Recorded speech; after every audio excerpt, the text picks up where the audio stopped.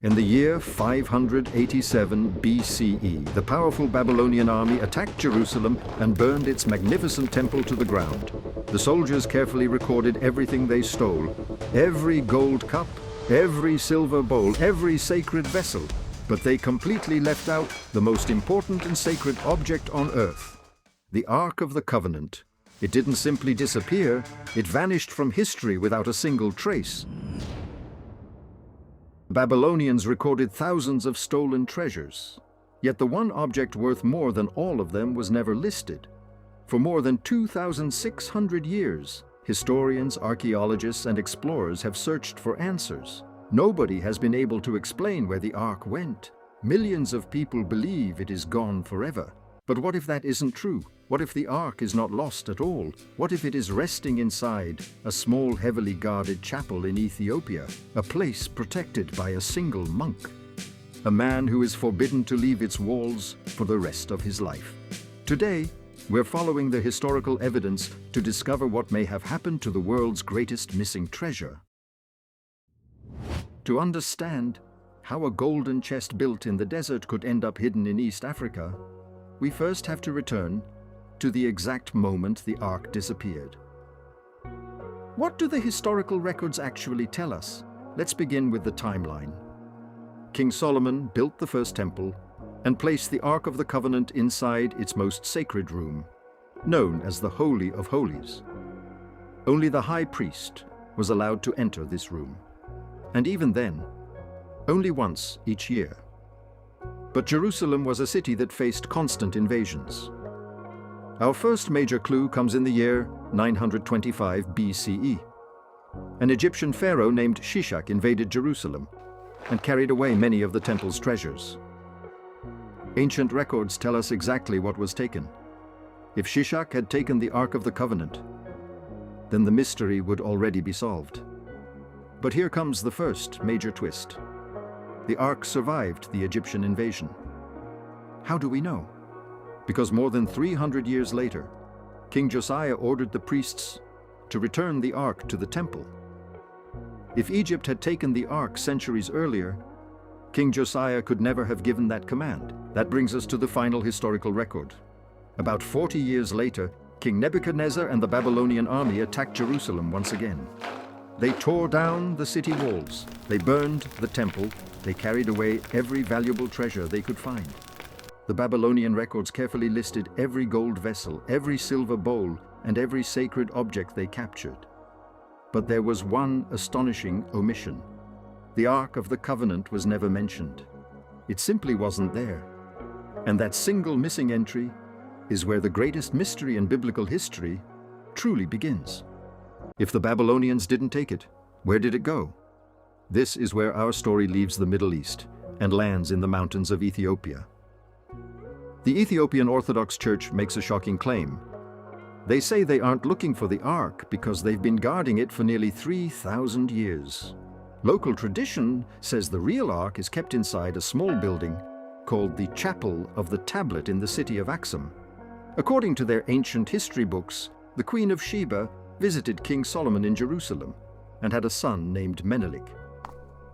When Menelik grew up and left Jerusalem, his friends secretly stole the real Ark of the Covenant, replaced it with a fake wooden copy, and brought the real one back to Ethiopia. But there is one more hidden clue that almost nobody talks about.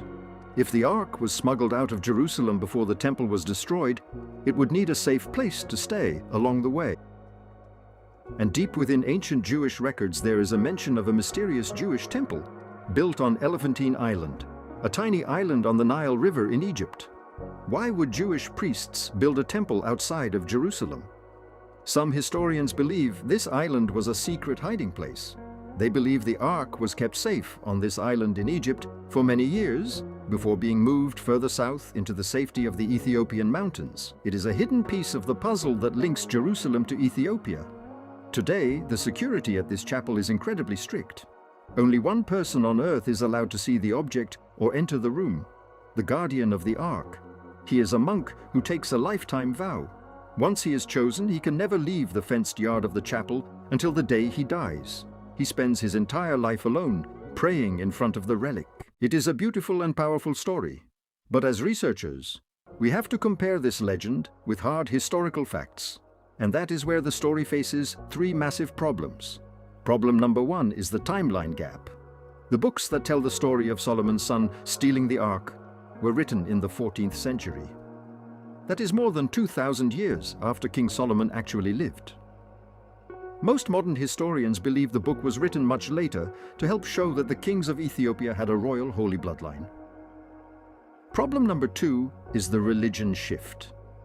The ancient kingdom of Aksum did not become Christian until the 4th century under a king named Ezana.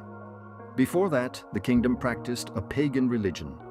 For the story to be true, a pagan kingdom would have had to protect the ultimate Jewish treasure in total secrecy for over 1,000 years, without leaving a single drawing, coin, or written record.